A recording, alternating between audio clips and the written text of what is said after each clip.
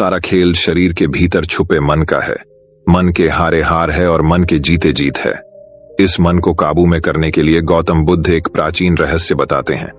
तो चलिए जानते हैं ऐसी सिख गौतम बुद्ध ने कई सालों पहले उस वक्त की पीढ़ी को क्यों दी थी। इसके पीछे का रहस्य क्या है, आज इसी रहस्य के बारे में हम गौतम बुद्ध की कहानियों के माध्यम से जानेंगे। तो बिना देर किए चलिए उन कहानियों की शुरुआत करते हैं। पहली कहानी, ये 10 आदतें जिंदगी बदल देंगी। एक बार एक आदमी एक बौद्ध भिक्षु के पास गया और बोला कि मैं अपने शहर का एक व्यापारी हूँ, मेरा पूरा दिन अपने व्यापार के काम में ही बीत जाता है। इस वजह से मुझे ज्यादा खाली समय नहीं मिल पाता है। ज्यादा खाली समय नहीं मिल पाने के कारण और हर समय व्यस्त रहने के कारण मुझे ज्यादा खाली समय नहीं मिल पाता है, जिस समय मुझे तनाव महसूस होने लगा है। पिछले कई महीनों से मैं अपना कोई भी काम ठीक से नहीं कर पा रहा हूँ। अब मेरा कुछ भी करने का मन नहीं करता। मुझे काम को टालने की आदत हो गई है। मैं बहुत आलसी हो गया हूँ और चिड़चिड़ा हूँ। मेरी इन आदतों के कारण मैं आजकल बहुत चिंतित और बेचैन रहने लगा हूँ। कृपया मुझे कोई ऐसा उपाय बताएं जिससे मेरा मन दिन भर भटकता न रहे और मैं पहले की तरह अपने काम से काम रखूं। बौद्ध भिक्षु ने उस व्यक्ति की सारी बातें ध्यान से सुनी और फिर कहा कि आपकी समस्या आपके व्यस्त होने की नहीं है, काम करो, बल्कि अपने काम को बोझ समझो। और कोई भी व्यक्ति अपने काम को बोझ तभी समझता है जब वह अपनी वर्तमान नौकरी को नजरअंदाज कर रहा होता है और केवल अपनी भविष्य की नौकरी के बारे में सोचता रहता है और उसके लिए मन में योजनाएं बनाता रहता है कि मैं इस काम को ऐसे ही करूंगा, भविष्य में इसे इतना बड़ा बनाऊंगा। और जब कोई व्यक्ति किसी काम के बारे में सिर्फ सोचता रहता है लेकिन उसे पूरा करने के लिए कोई ठोस कदम नहीं उठाता, तो वह उस काम को लेकर तनाव से घिर जाता है और फिर वह नौकरी उसके लिए बोझ बन जाती है। यह सुनकर वह व्यक्ति बोला, हाँ संत, आपने तो मेरे मन की बात कह दी। मैं भी पिछले कुछ महीनों से हर रोज अपने काम पर ध्यान देने की बजाय अपने बिजनेस के भविष्य के बारे में सोचता रहता हूं कि कहीं मेरा बिजनेस कम न हो जाए, भविष्य में कोई अन्य व्यापारी मेरे व्यापार क्षेत्र में अतिक्रमण न कर ले। और भी ऐसी कई नकारात्मक बातें मेरे दिमाग में चलती रहती हैं, जिसके कारण मैं अपने आज के बिजनेस पर ध्यान नहीं दे पा रहा हूं। यह सुनकर बौद्ध भिक्षु ने कहा, हम अपने विचारों में जितनी बड़ी समस्याएं बनाते हैं, असल जिंदगी में समस्याएं इतनी बड़ी नहीं होती। आपको बस अपने आज पर ध्यान केंद्रित करने की जरूरत है, बाकी सब चीजें अपने आप ठीक हो जाएंगी। व्यक्ति ने कहा, संत, मैं ऐसा करने में सक्षम नहीं हूं। मैं अपने आज के काम पर ध्यान केंद्रित नहीं कर पा रहा हूं। मैंने बहुत कोशिश की लेकिन मैं हर बार हार जाता हूं। मुझे अतीत की गलतियों पर पछतावा होता है। मैं भविष्य के लिए योजनाएं बनाने लगता हूं और फिर मेरा मन बेचैन हो जाता है। आप मुझे कोई रास्ता बताएं ताकि मैं आज पर ध्यान केंद्रित कर सकूं। लेकिन मैं ध्यान योग नहीं कर पाता वगैरह बहुत लंबे समय तक, और न ही मैं कोई बड़ी साधना कर सकता हूं। इसलिए आप मुझे कोई आसान तरीका बताएं। बौद्ध भिक्षु ने कहा, ठीक है, आज मैं आपको ऐसे 10 छोटे छोटे तरीके बताने जा रहा हूं जिन्हें आप अपने दैनिक कार्यों के साथ कर सकते हैं। ये तरीके सुनने में बहुत छोटे लगते हैं, लेकिन अगर आपने पूरी शिद्दत से इनका पालन किया तो कुछ ही दिनों में आपको इनके सकारात्मक परिणाम दिखने लगेंगे और आप कर पाएंगे आपका वर्तमान कार्य और अधिक ध्यान से। व्यक्ति ने कहा, हाँ संत, आप मुझे वो 10 तरीके बताएं, मैं उन पर जरूर अमल करूंगा।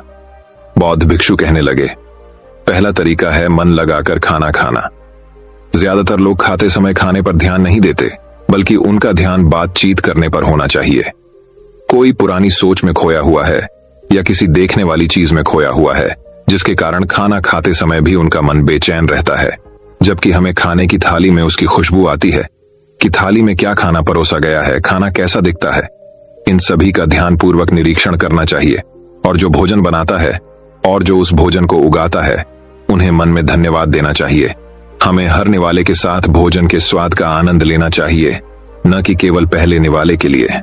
यदि आप भोजन को ध्यान से प्यार से लेते हैं तो भोजन समाप्त होने के समय आपका मन पूरी तरह से शांत हो जाएगा और आप अंदर से खुशी महसूस करेंगे। और यही कारण है कि पुराने भारतीय समाज में मौन रहकर भोजन करने की परंपरा रही है, क्योंकि मौन रहकर मन लगाकर भोजन करना भी ध्यान का एक तरीका है।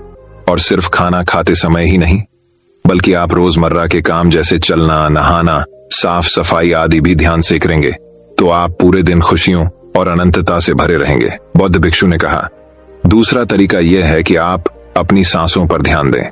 सांस लेना एक प्राकृतिक और लयबद्ध प्रक्रिया है जो स्वाभाविक रूप से चलती रहती है।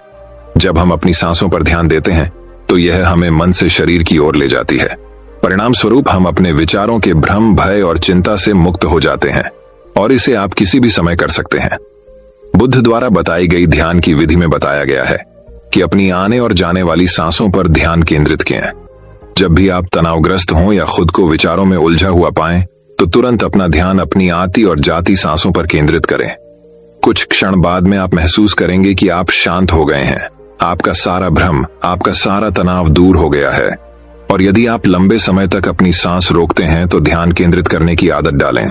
इससे सबसे खराब स्थिति में भी आप खुद को शांत रख पाएंगे और अपने वर्तमान कार्यों पर अधिक समय तक ध्यान केंद्रित कर पाएंगे। सांसों पर ध्यान देना हमें याद दिलाता है कि हम कौन हैं। हमें यह एहसास होता है कि हम वह विचार नहीं हैं जो अभी हमारे अंदर चल रहा है, बल्कि हम उससे अलग हैं, हम उससे ऊपर हैं।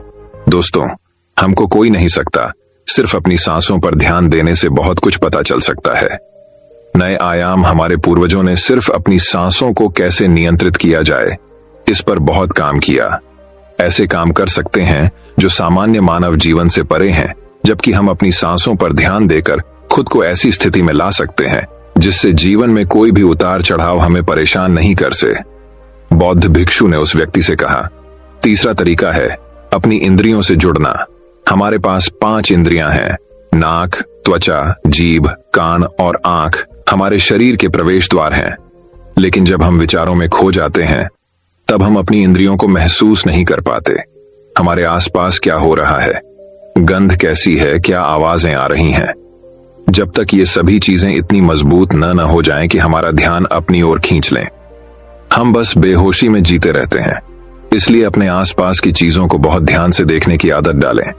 जैसे ठंडी हवा को अपने शरीर से टकराते हुए महसूस करें, बगीचे में खिलते रंग बिरंगे फूलों को देखें, उसकी सुंदरता को देखें, पक्षियों की आवाज सुनें, कुछ देर के लिए उगते और डूबते सूरज को देखें। ये सभी छोटी छोटी चीजें आपको आपके वर्तमान से जोड़ देंगी। अगर आप अपने जीवन में शांति और आनंद का अनुभव करना चाहते हैं तो आपको अपने आसपास की चीजों पर ध्यान देना होगा। आपको एक पल रुक कर देखना होगा, उन्हें प्यार से देखें और उन्हें महसूस करें। बौद्ध भिक्षु ने कहा, चौथा तरीका यह है कि अपने मन में उठने वाली नकारात्मक भावनाओं का निरीक्षण करें। परेशान होना, निराश होना या गुस्सा आना इंसानों में आम बात है, लेकिन हमें ऐसी भावनाओं में नहीं बहना चाहिए। लेकिन जब भी हम ऐसा करते हैं, किसी तरह का हमारे अंदर नकारात्मक भावनाएं, तो हमें इन भावनाओं पर ध्यान देना चाहिए। जैसे जब आपको गुस्सा आता है या कुछ गलत करने का मन करता है, तो उस वक्त आपके मन में किस तरह के विचार उठ रहे होते हैं। तो थोड़ा रुकिए, थोड़ी देर में आपको लगेगा कि आप वो विचार नहीं हैं, आप उनसे अलग हैं। आप उन्हें देखते रहें और थोड़ी देर में वो सारे नकारात्मक विचार गायब हो जाएंगे। और अगर आप हर बार ऐसा करते हैं तो आप अपनी भावनाओं पर नियंत्रण करना सीख जाएंगे। बौद्ध भिक्षु ने 5वां तरीका बताया, अपने मन में आने वाले हर विचार पर भरोसा न करें। हमारा दिमाग हर समय अनुमान और धारणाएं बनाता रहता है जो हर बार की तरह सच नहीं होंगी।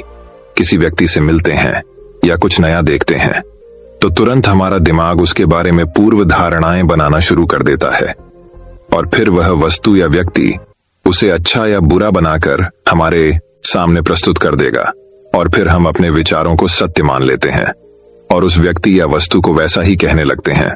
और कुछ लोग अपनी मान्यताओं को हल्के में ले लेते हैं और उस पर कायम रहते हैं, जबकि हमें प्रयास करना चाहिए स्वयं को किसी भी प्रकार की पूर्व धारणाओं से मुक्त रखना और पूर्ण जागरूकता के साथ चीजों को वैसे ही देखने का प्रयास करें जैसे वे वास्तव में हैं।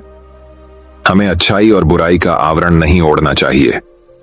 यदि आप पूर्ण साक्षी के साथ वर्तमान में रहते हैं तो बिना किसी पूर्व कल्पना के कुछ भी देखें और सुने तो यह आपको शांत और तनाव मुक्त रखेगा। बौद्ध भिक्षु ने कहा, छठा तरीका यह है कि प्रतिदिन कुछ समय के लिए ध्यान का अध्ययन करें। ध्यान करने के लिए घंटों बैठने की आवश्यकता नहीं है। दिन भर में 10 मिनट का ध्यान भी जीवन में सकारात्मक प्रभाव डाल सकता है। प्रतिदिन ध्यान करने से हमारे जीवन में नई ऊर्जा, उत्साह, शांति और प्रेरणा आएगी। हम पूरे दिन अंदर से खुश और शांत महसूस करते हैं। रोजाना ध्यान करने से आप स्वाभाविक रूप से वर्तमान क्षण में जीना सीखते हैं। बौद्ध भिक्षु ने कहा, सातवां तरीका यह है कि आपके पास जो कुछ भी है उसके लिए आभारी रहें। जीवन में खुशी लाने का सबसे आसान तरीका है धन्यवाद नहीं, बल्कि आभार व्यक्त करना। केवल वही चीजें हमारे पास होती हैं जो हमें वास्तविक आनंद देती हैं, लेकिन जो हम पाना चाहते हैं हम उसे पाने का रास्ता भी देखना शुरू कर देते हैं, क्योंकि कृतज्ञता से भरा हृदय समस्याओं पर नहीं बल्कि समाधानों पर ध्यान केंद्रित करता है।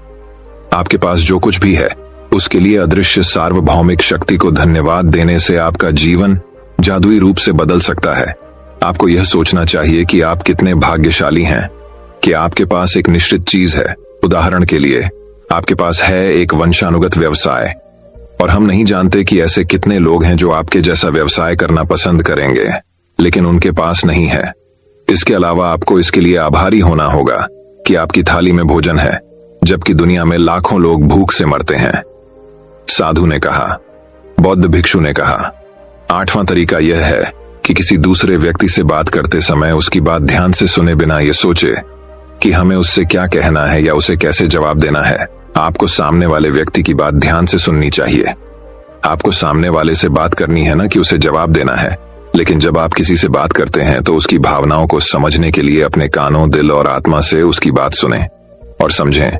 ऐसा करने से उस व्यक्ति के साथ आपका रिश्ता मजबूत होगा, और यह आपके लिए अपना धैर्य और एकाग्रता बढ़ाने का भी एक अभ्यास है। और जब हम सुनते ज्यादा हैं और कम बोलते हैं तो हम बहुत सारी परेशानियों से बच जाते हैं, जिससे हमारा मानसिक तनाव कम हो जाता है। और याद रखें, किसी भी व्यक्ति की बातों को ध्यान से सुनना उसका सम्मान करने का सबसे अच्छा तरीका है, बौद्ध भिक्षु ने कहा। नौवां तरीका यह है कि अपने महत्वपूर्ण काम के लिए एक समय निर्धारित करें। आपको अपने दिन का कुछ समय महत्वपूर्ण कामों के लिए अलग रखना चाहिए, जैसे काम का समय, नहाने का समय, सफाई का समय, खाने का समय आदि। समय के साथ महत्वपूर्ण कार्यों का वितरण यह सुनिश्चित करता है कि चीजें बिना किसी रुकावट के नियमित रूप से होती हैं। दिन के सही समय पर सही काम करने से हमारे जीवन में अनुशासन आता है, और अनुशासन से जीवन में शांति और खुशी आती है। बौद्ध भिक्षु ने 10वां और आखिरी तरीका बताया कि जब भी आप कुछ करें तो अपनी रोजमर्रा की गतिविधियों में जागरूकता लाने का प्रयास करें, इसलिए उसे वर्तमान में करने का प्रयास करें। हर बार आपका दिमाग अपने ही ख्यालों में खोया रहता है, लेकिन आपको खुद को वर्तमान में वापस लाना होगा, और आपको इसे हर बार तब तक करना है जब तक यह आपकी आदत न बन जाए। और साथ ही आप यह देखने की कोशिश करें कि उस काम को करते समय आपके अंदर किस तरह के विचार उठ रहे हैं। यह छोटा सा व्यायाम आपको वर्तमान में जीने में मदद करेगा। भिक्षु आगे कहा, शांति और आनंद कोई घटना नहीं है, बल्कि यह एक प्रक्रिया है जो हमारे जीवन के साथ चलती है, अगर हम सचेत होकर जीना सीख लें। इतना कहकर बौद्ध भिक्षु चुप हो गए और व्यापारी उसे धन्यवाद देकर चला गया। दोस्तों, आशा करता हूं कि आपको इस कहानी से बहुत कुछ सीखने को मिला होगा। इस कहानी में बस इतना ही। तो दोस्तों, अब चलिए हमारे दूसरे कहानी की शुरुआत करते हैं। दूसरी कहानी, शरीर खुद ही ठीक करने लगेगा। बीमारी एक अनोखा रहस्य। हिमालय के तालहाटी में रहने वाले एक मुनि की प्रसिद्धि दूर दूर तक फैली हुई थी, क्योंकि ये लोगों के मन की शक्ति है, लोगों के विश्वास की शक्ति है, और अपनी जीवन शक्ति के बल पर वह बड़ी बड़ी बीमारियों को ठीक कर देते थे। उन्होंने आज तक कभी किसी दवा का सेवन नहीं किया था। वह लोगों की दिनचर्या में थोड़ा सा बदलाव करके ही उनकी बीमारियों को जड़ से खत्म कर देते थे। एक दिन सुबह एक बीमार व्यक्ति मुनि के पास आया। उन्होंने कहा कि मैं कई डॉक्टरों के पास गया हूं और उनकी दवा ली है, कोई आराम नहीं था। अब मैं डॉक्टरों और उनकी दवाइयों से तंग आ गया हूं, लेकिन मेरे एक मित्र ने मुझसे कहा कि तुम बिना दवा के केवल मन की शक्ति से लोगों की बीमारियों में ठीक कर देते हो। क्या यह संभव है कि मैं आपके बताए रास्ते से ठीक हो जाऊं? उस व्यक्ति की बात सुनकर मुनि मुस्कुराए और बोले कि हमारा दिमाग दुनिया का सबसे बड़ा डॉक्टर है। हमारे शरीर में मौजूद प्राण शक्ति बड़ी से बड़ी बीमारियों को ठीक करने की क्षमता रखती है। बस जरूरत है इस शक्ति को पहचानने और उसे उचित समय देने की, और कुछ नियमों का पालन करना होगा। बीमार व्यक्ति ने कहा कि मुनिवर, आप मुझे जो भी नियम बताएंगे मैं उसका पालन करूंगा, बस मुझे नियम बताओ। मुनि ने कहा कि मानव मन सृष्टि की सबसे अनोखी, शक्तिशाली और अद्भुत रचना है। मन आशा, विश्वास और विश्वास के दम पर बड़ी से बड़ी बीमारी को भी जड़ से खत्म करने की क्षमता रखता है। मानव मस्तिष्क स्वयं औषधि का ऐसा अद्भुत खजाना है जहां इंसान के विश्वास और ताकत पर ऐसे रसायनों का उत्पादन किया जाता है जिसका असर दुनिया में कहीं से भी सैकड़ों हजारों गुना ज्यादा होता है। हम सभी के पास किसी भी बीमारी से मुक्त होने का ऐसा जन्मजात चमत्कारी तंत्र है जिसे कोई भी व्यक्ति अपनी भावनाओं और अनुभूतियों में परिवर्तन लाकर सक्रिय कर सकता है। जब हम अपने मन को यह विश्वास दिला लेते हैं कि यह बीमारी ठीक हो सकती है, हमारे मस्तिष्क से ऐसे रसायन निकलने लगते हैं कि शरीर की बीमारियां बिना किसी दवा के ठीक होने लगती हैं। मन की शक्ति के माध्यम से शरीर की आत्मा की शक्ति का उपयोग करके किसी भी बीमारी को ठीक करने के लिए आपको इन 10 नियमों का पालन करना होगा। नियम 1, अटूट विश्वास से ही आप ठीक हो सकते हैं। हम सभी के शरीर में एक बुद्धि होती है और यही बुद्धि हमारे शरीर को चलाती है। ये बुद्धि एक दैवीय शक्ति की तरह काम करती है और इससे हर बीमारी का इलाज संभव है। आपको बस अपने आंतरिक ज्ञान से जुड़ना है और उसे आश्वस्त करना है कि आप बिल्कुल ठीक हैं। यह बुद्धि हमें जीवन देती है और हम हर समय किसके साथ जुड़े रहते हैं। जैसे ही हम इस बुद्धि से अलग हो जाते हैं, भले ही हम 1 मिनट के लिए भी अलग हो जाएं, हम बीमार पड़ जाते हैं और हमारे शरीर का संतुलन बिगड़ जाता है और हम तरह तरह की बीमारियों से घिर जाते हैं। बुद्धि का अर्थ है हमारे जीवन की वह चेतना जिसे हम चेतन मन भी कहते हैं। मन की सारी शक्ति हमारे अवचेतन मन के पास होती है। यही वह जगह है जहां सारे सवालों का जवाब छिपा है। मन की सारी शक्ति और सारी समझ। यदि अब आप चेतन मन की शक्ति का उपयोग करना और उसे अपनी गति से चलाना सीख लें, तब आप न केवल अपनी बीमारी ठीक कर सकते हैं बल्कि अपनी भलाई का लाभ भी उठा सकते हैं और अपना जीवन पूर्णता से जियो। जिन लोगों ने अपने अवचेतन मन, आस्था और विश्वास के बल पर अपनी बीमारियों को ठीक किया है, उन्हें महानतम सत्ता की शक्ति पर पूर्ण विश्वास था। उनका मानना था कि जो मुझे बीमार कर रहा है उससे भी बड़ी शक्ति का हाथ मेरे सिर पर है। वह मुझसे जुड़ी हुई है और वही धारा मुझ में भी प्रवाहित हो रही है। वह मुझे ठीक कर रहा है।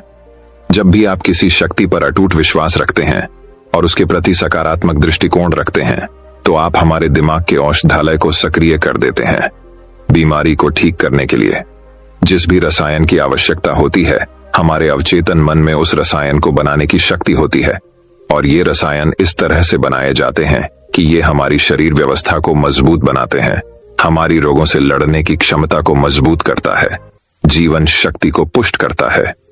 यदि आप बीमारी से ठीक होना चाहते हैं तो आपको अधिक गहराई से विश्वास करना होगा कि आप ठीक हो सकते हैं। आपको यह मानना होगा कि जो शक्ति आपको कमजोर कर सकती है वह आपके अंदर की शक्ति से कम है, जिसके साथ आप जो चाहें कर सकते हैं।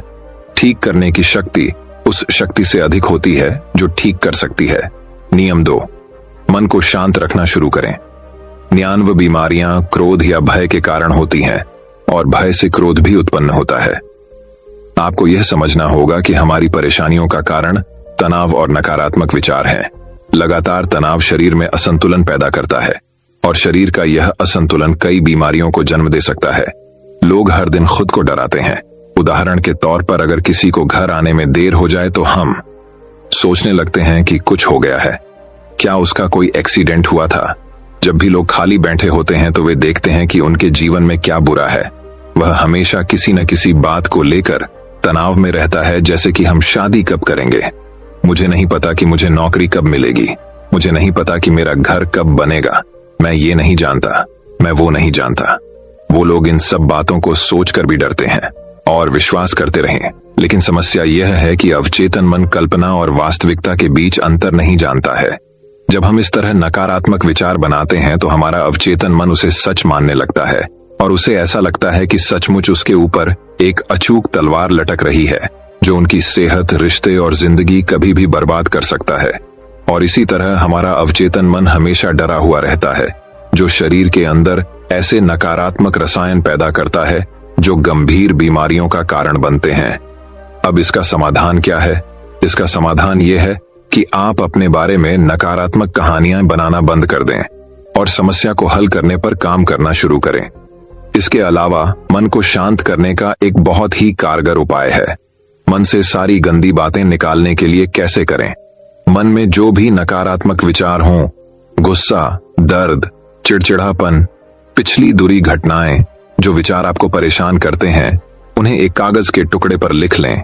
लिखने के बाद न तो खुद पढ़ें और न ही किसी और से पढ़वाएं। बस इस कागज को आग में जला दो।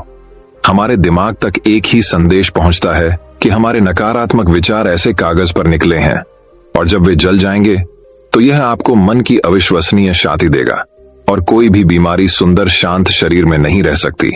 नियम 3, माफ करना सीखो। यदि आप ठीक होना चाहते हैं तो आपको पहले यह पता लगाना होगा कि आप किसे क्षमा करना चाहते हैं। जब तक हम दूसरों को अपने मन से मुक्त नहीं करते, तब तक हम स्वयं को मुक्त नहीं कर सकते। दूसरों को आजाद करके हम किसी और को नहीं बल्कि खुद को आजाद करते हैं। अपने मन को मुक्त करें और शांत करें। इसलिए क्षमा करें और आगे बढ़ें। कब तक यह बोझ ढोते रहोगे? एक घर था और घर का नियम था कि कोई भी कूड़ा बाहर नहीं फेंका जाएगा। धीरे धीरे घर में बहुत सारा कूड़ा जमा हो गया और घर में कूड़े की दुर्गंध आने लगी। वहां कीड़े मकोड़े पनपने लगे और लोग धीरे धीरे बीमार पड़ने लगे। यह सिर्फ उसके घर की कहानी नहीं है, यह हमारे मन और शरीर की भी कहानी है। मन की आदत है कि वह सभी नकारात्मक विचारों को अपने अंदर ही दबाए रखता है। किसने हमें धोखा दिया? कौन हमसे लड़ा? किसने हमें लक्ष्य दिखाया? यह एक तरह की नकारात्मक घटना है जो हमारे दिमाग में घूमती रहती है, और इस तरह हम अपने जीवन में अपने वाले अच्छे अवसरों पर ध्यान ही नहीं दे पाते। इस नकारात्मक तार के कारण हम रोजलेन में हमेशा तनाव में घुटकर जीते हैं, और 80 से 90% लोग ऐसी स्थिति में ही जीवन जीते हैं। हम पुराने कूड़े को एक दिन के लिए भी अपने घर में नहीं रखते, क्योंकि अगले दिन से उसमें से बदबू आने लगती है। लेकिन लोग बहुत पुरानी चीजों को लेकर भी मन में गुस्सा और ईर्ष्या रखते हैं, और फिर कहते हैं कि हमारी बीमारी ठीक नहीं हो रही है। जब तक हम लोगों को माफ नहीं करेंगे, तब तक हम उन बातों को अपने दिमाग से नहीं निकालेंगे। और आपको लगता है कि यह सिर्फ एक विचार है, लेकिन यह सड़े हुए कचरे का एक टुकड़ा है जो अभी तक दिमाग से निकला नहीं है और अंदर ही अंदर गंध पैदा कर रहा है। जब हम नकारात्मक सोच के साथ अपना जीवन जीते हैं तो हम रसायनों को खत्म करना शुरू कर देते हैं, क्योंकि वे हमें स्वस्थ रखते हैं, हमें जवान बनाए रखें, और हम ऐसे रसायनों को सक्रिय कर देंगे जो हमें बीमार कर देंगे, जो हमारी पित्तसत्तात्मक व्यवस्था को कमजोर करेगा और हमें चिंतित रखेगा। और इस तरह हम अपने अंदर बीमारियों पैदा करने लगते हैं। समाधान क्या है? इसका समाधान लोगों को माफ करना है। जिसने भी आपके साथ गलत किया है उसे दिल से माफ कर दीजिए, और उसी समय से आप बेहतर होने लगेंगे। नियम 4, वर्तमान में जीना शुरू करना है। यदि आप स्वयं को ठीक करना चाहते हैं तो वर्तमान में जीना सीखें, क्योंकि भविष्य में जीना केवल चिंता और तनाव लाता है। जब हम अतीत में जीते हैं तो पछतावे से भर जाते हैं। जीवन की सुंदरता वर्तमान के क्षण को जीने में है। वे सभी लोग जो अतीत की बड़ी बातों पर ध्यान देते हैं वे वर्तमान में नहीं हैं। इससे अतीत में जीना यानी 5 साल 10 साल, ये अभी भी साल पुराना है जो सिर में चला गया हो और मस्तिष्क में गांठें बना रहा हो, और वह गांठ अभी भी मस्तिष्क में लिपटी हुई हो। यदि कोई बीमार है तो उसे वर्तमान में अपने आप से बात करनी चाहिए और महसूस करना चाहिए कि मैं स्वस्थ हूं, मैं खुश हूं, क्योंकि जब आप यह सोचते हैं कि इस समय मैं स्वस्थ हूं, मैं पहले बीमार था, आपका मस्तिष्क ऐसे रसायनों का उत्पादन शुरू कर देगा जो आपके ठीक होने की गति को तेज कर देंगे। लेकिन वर्तमान में कैसे आएं? वर्तमान में सांसों का साथी बनकर आना होगा, शरीर में जागरूकता लाकर, आसपास क्या पड़ा है और क्या हो रहा है उस पर ध्यान देकर। जब हम अपने परिवेश के प्रति जागरूक होते हैं तो हमारे शरीर पर तनाव कम होता है और हमारी सोचने समझने की शक्ति बढ़ती है। ऐसा करने से हमें अपने बारे में बातें जानने को मिलती हैं। धीरे धीरे हमें समझ आने लगता है कि किस वजह से हमारे अंदर तनाव पैदा होता है, और जब हमारा मन इस बात को समझ जाता है तो इससे हम में बहुत बड़ा बदलाव आता है। हम नकारात्मक सोचना बंद कर देते हैं और हमें हर काम में सफलता मिलती नजर आती है, क्योंकि हमारा दिमाग कल्पना और वास्तविकता के बीच अंतर नहीं समझता है। इसीलिए अगर आप किसी स्वस्थ व्यक्ति की कल्पना करेंगे तो आपका दिमाग आपको ठीक करना शुरू कर देगा। नियम 5, खुद से प्यार करना सीखें। साल बीत जाता है लेकिन लोग कभी खुद से अपने बारे में बात नहीं करते। उन्हें यह भी नहीं पता कि उसका पसंदीदा खाना क्या है और उसे क्या पसंद है। वह खुद के साथ समय बिताना भूल जाता है। अगर आप अच्छा रहना चाहते हैं तो आपको खुद से प्यार करना होगा। आपको अपनी कीमत पता होनी चाहिए। बहुत सी महिलाएं और पुरुष जिम्मेदारी के बोझ में खुद को खो देते हैं। जिस दिन आपने खुद को पाया उसी दिन सारी गलत चीजें आपके दिमाग और शरीर को छोड़कर भागने लगीं। जिस दिन आप खुद को खोज लेंगे आपको अपनी कीमत का एहसास होने लगेगा, और जिस इंसान में आप अपनी कीमत समझते हैं, इसका मतलब सिर्फ इतना है कि आप खुद से प्यार करते हैं। नियम 6, सकारात्मक सोचो। प्रत्येक दिन की शुरुआत इस प्रश्न से करें कि मैं अपना सबसे बड़ा आदर्श कैसे बन सकता हूं। आप में से ज्यादातर लोग सुबह उठकर सिर्फ अपनी समस्याओं के बारे में ही सोचते हैं, और ज्यादातर परेशानियां उनके अतीत की यादें हैं। जैसे ही वह अपनी समस्याओं के बारे में सोचता है, वह अपने अतीत के बारे में सोचने लगता है। हर समस्या के साथ एक भावना जुड़ी होती है, और जब लोग अतीत के बारे में सोचते हैं तो परेशान हो जाते हैं और स्वयं को योग्य नहीं पाते हैं। हमें अगले 7 दिनों तक सुबह उठकर सकारात्मक विचारों के साथ अपने दिन की शुरुआत करनी है। आज जब मैं सुबह उठता हूं तो मैं अपना सर्वश्रेष्ठ संस्करण कैसे बन सकता हूं। आप तय करें कि आज का दिन मैं खुशी के साथ जीऊंगा। आपको प्रत्येक दिन की शुरुआत सकारात्मक और उत्साहपूर्ण विचारों के साथ करनी चाहिए। हमारी शारीरिक रीति का सीधा संबंध हमारी मानसिक स्थिति से होता है। जब हम अपने दिन की शुरुआत बेहतरीन मानसिक स्थिति के साथ करते हैं तो यह हमारे शरीर के लिए भी बहुत अच्छा होता है। अपनी एक ऐसी छवि बनाएं जिसमें आप पूरी तरह से स्वस्थ हों। हर दिन 10 मिनट के लिए आंखें बंद करके बैठे और कल्पना करें कि आप ठीक हो रहे हैं। ऐसा करने से जब हमारा चेतन मन रसायन बनाने लगता है जो हमारे शरीर को बहुत तेजी से ठीक करने लगता है। अगर हमने मन में कुछ गलत सोचकर बीमारी पैदा की है तो सही सोचकर उसे ठीक किया जा सकता है। नियम 7, अपने जीवन का उद्देश्य खोजें। लोग बीमार हो जाते हैं क्योंकि उन्हें लगता है कि उनका जीवन निरर्थक है, उनके जीवन का कोई उद्देश्य नहीं होता, और वे समय से पहले ही बूढ़े महसूस करने लगते हैं। जीवन में किसी भी लक्ष्य का होना दीर्घ स्वास्थ्य के लिए आवश्यक है। इसका मतलब है कि आपके पास हर दिन बिस्तर से बाहर निकलने का एक कारण होना चाहिए। जब हमें लगता है कि हमारे जीवन का कोई अर्थ है और हम किसी उद्देश्य से जुड़े हैं, तो हम अधिक खुश, अधिक ऊर्जावान और तरोताजा महसूस करने लगते हैं। और जब हम अंदर से मुस्कुराने लगते हैं तो हमारा शरीर हमारी बीमारी को अंदर ही अंदर खाना शुरू कर देता है। नियम 8, गहरी सांसें लेने का प्रयास करें। प्रतिदिन कुछ मिनटों के लिए अपनी पीठ सीधी करके बैठे और लंबी गहरी सांसें लें। जब हम गहरी और लंबी सांस लेते हैं तो हमारे शरीर की रोग प्रतिरोधक क्षमता मजबूत हो जाती है और तेजी से काम करता है, जिससे शरीर की बीमारियां तेजी से दूर होने लगती हैं। गहरी सांस लेने के साथ साथ हमारा मन पूरे दिन प्रसन्न रहता है और हम खुश रहते हैं। नियम 9, शरीर को भीतर से साफ करें। भोजन को पूरी तरह से पचने में लगभग 5 से 20 घंटे का समय लगता है, और कभी कभी मांसाहारी भोजन को पचाने के लिए 24 घंटे भी कम पड़ जाते हैं। लेकिन लोग हर कुछ घंटों में खाना खाते रहते हैं। इससे पुराना खाना ठीक से पच नहीं पाता और नया खाना आ जाता है। भोजन के ऐसे पचने से वह हमारी आंतों की दीवार पर चढ़कर चिपकने लगता है।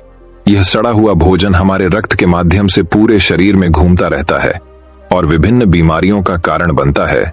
इससे बचने के लिए व्यक्ति को प्रतिदिन 12 घंटे या सप्ताह में 24 घंटे का उपवास करना चाहिए, ताकि हमारी प्राण शक्ति भोजन पचाने के कार्य से मुक्त होकर हमारे शरीर को शुद्ध कर सके।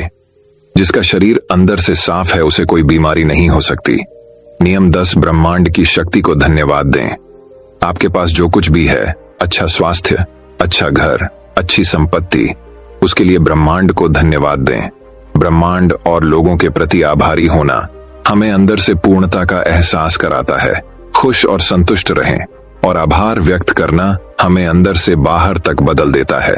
यह मानव शरीर और दिमाग के लिए एक औषधि की तरह काम करता है।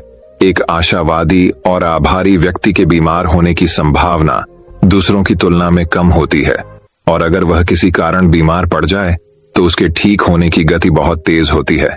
इसलिए शरीर की प्राण शक्ति पर अटूट विश्वास रखें और आशावादी बनें। खुश रहें, सकारात्मक सोचें और ब्रह्मांड को धन्यवाद दें। यह किसी भी बीमारी को ठीक करने का अचूक उपाय है। इसके बाद मुने चुप हो गए और वह व्यक्ति उन्हें धन्यवाद देकर चला गया। दोस्तों, 90% बीमारियां पेट में जमा गंदगी के कारण ही होती हैं। पेट में कब्ज नहीं होना चाहिए, नहीं तो आप हमेशा बीमारियों से ग्रस्त रहेंगे। मांसाहार खाने से ही 150 बीमारियां जन्म लेती हैं। खाना खाने के बाद पानी पीने से 103 बीमारियां जन्म लेती हैं। इसलिए खाना खाने के 1 घंटे बाद ही पानी पीना चाहिए। चाय पीने से होती है। 80 बीमारियां एल्यूमिनियम के बर्तन या प्रेशर कुकर में बना खाना खाने से होती हैं। 50 बीमारियां। मिट्टी के बर्तन में खाना पकाने से भोजन में 100% पोषक तत्व बने रहते हैं। कांसे के बर्तनों में 98%, पीतल के बर्तनों में 92%, एल्यूमिनियम के बर्तनों और प्रेशर कुकर में केवल 13% ही रहता है। आयुर्वेद के अनुसार खाना पकाने के 48 मिनट के अंदर ही खाना खा लेना चाहिए, क्योंकि उसके बाद भोजन में तामसिक गुण आ जाते हैं।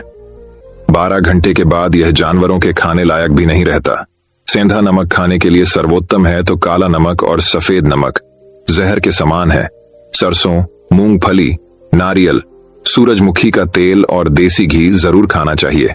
रिफाइंड तेल और कास्ट शरीर के लिए जहर के समान है। चाय, कोल्ड ड्रिंक और शराब के सेवन से हृदय रोग की संभावना बढ़ जाती है। अधिक ठंडा पानी, आइसक्रीम या ठंडे पदार्थों के सेवन से हमारी बड़ी आंत सिकुड़ जाती है। पिज्जा, बर्गर जैसे मैदे से बने खाद्य पदार्थों का सेवन करने से हमारी बड़ी आंत गंदगी से भरने लगती है और धीरे धीरे वहां सड़न पैदा हो जाती है। भोजन के बाद नहाने से पाचन तंत्र कमजोर हो जाता है और शरीर कमजोर होने लगता है। इसलिए हमेशा भोजन से पहले स्नान करें। शैम्पू, कंडीशनर और विभिन्न प्रकार के तेल हमारे बालों को झड़ने, रूखे और कमजोर बनाते हैं। आपने देखा होगा कि साध अघोरियों के बाल कितने मजबूत और घने होते हैं, जबकि वे किसी भी कंडीशनर का उपयोग नहीं करते हैं। वह संयम पूर्वक ब्रह्मचर्य में रहकर अपना जीवन व्यतीत करते हैं। आजकल ज्यादातर बीमारियां गलत खानपान और गलत दिनचर्या के कारण हो रही हैं। अगर हम अपने खाने, सोने और उठने का समय तय कर लें और अपने भोजन की मात्रा भी देख लें, तो हम कई बीमारियों से खुद को बचा सकते हैं और पुरानी बीमारियों को भी ठीक कर सकते हैं। दोस्तों, मुझे उम्मीद है कि आपको इस कहानी से बहुत कुछ सीखने को मिला होगा। तो दोस्तों, अब चलिए हमारे तीसरी कहानी की शुरुआत करते हैं। तीसरी कहानी दोस्तों बहुत समय पहले की बात है। एक राज्य में दरबार की कार्यवाही चल रही थी। सभी दरबारी एक ऐसे प्रश्न पर विचार कर रहे थे जो राजकाज चलाने की दृष्टि से बेहद अहम न था। सभी एक एक कर अपनी राय दे रहे थे, लेकिन राजा दरबार में बैठे यह महसूस कर रहे थे कि सबकी राय अलग है। उन्हें आश्चर्य हुआ कि सभी एक जैसे क्यों नहीं सोचते। तब राजा चंद्रसेन ने अपने मंत्री माधव से पूछा, क्या तुम बता सकते हो कि लोगों की राय आपस में मिलती क्यों नहीं? सब अलग अलग क्यों सोचते हैं? माधव बोला, कुछ समस्याएं ऐसी होती हैं जिन पर सभी के विचार समान होते हैं। इसके बाद कुछ और काम निपटाकर दरबार की कार्यवाही समाप्त हो गई। सभी अपने अपने घरों को लौट चले। उसी शाम जब माधव और चंद्रसेन बाग में टहल रहे थे, तो राजा ने फिर वही राग छेड़ दिया और माधव से बहस करने लगे। तब माधव बाग के ही एक कोने की ओर उंगली से संकेत करता हुआ बोला, वहां उस पेड़ के निकट एक कुआं है, वहां चलिए। मैं कोशिश करता हूं कि आपको समझा सकूं कि जब कोई समस्या जनता से जुड़ी हो तो सभी एक जैसा ही सोचते हैं। मेरे कहने का मतलब यह है कि बहुत सी ऐसी बातें हैं जिनको लेकर लोगों के विचार एक जैसे होते हैं। चंद्रसेन ने कुछ देर कुएं की ओर घूरा, फिर बोले, लेकिन मैं कुछ समझा नहीं। तुम्हारे समझाने का ढंग कुछ अजीब सा है। चंद्रसेन जबकि जानते थे कि माधव अपनी बात सिद्ध करने के लिए ऐसे ही प्रयोग करता रहता है। आप सब समझ जाएंगे। चंद्रसेन बोला, आप शाही फरमान जारी कराएं कि नगर के हर घर से 1 लोटा दूध लाकर बाग में स्थित इस कुएं में डाला जाए। दिन पूर्णमासी का होगा। हमारा नगर बहुत बड़ा है।